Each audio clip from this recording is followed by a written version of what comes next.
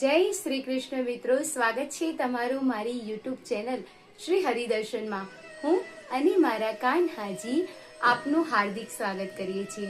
મિત્રો, રાધા કૃષ્ણની લીલામાં એક વખત ગોકુળવાસી અને બરસાનાવાસીની સભા જામી.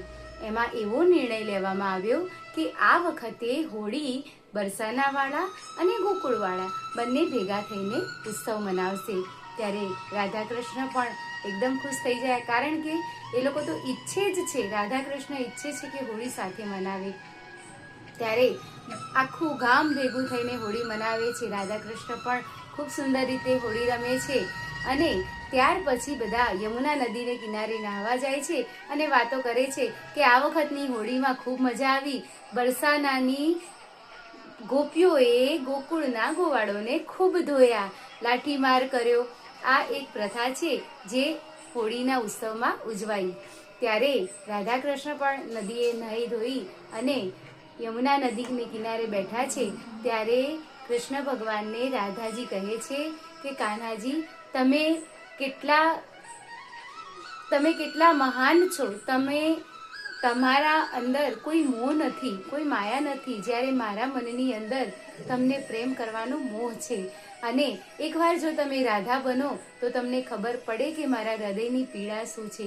તમને જોવા માટે મારું મન કેટલું તરસે છે, તમને હું કેટલો પ્રેમ કરું છું. ત્યારે કાન્હાજી કહે છે, એમાં શું છે, લાવો હું રાધા બનું અને તમે કૃષ્ણ બનો.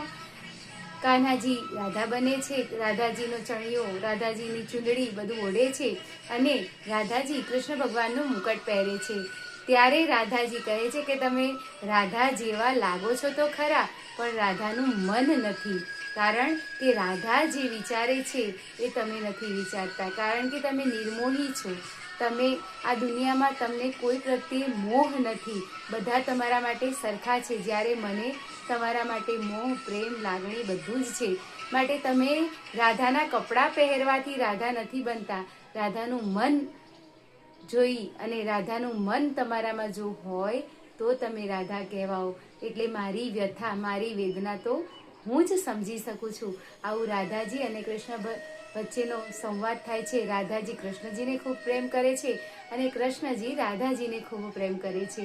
આવી ફરી નવી રાધા કૃષ્ણની પ્રેમ લીલા આપણે આગળના વિડીયોમાં સાંભળીશું. ત્યાં સુધી મને રજા આપશો. રાધે કૃષ્ણ.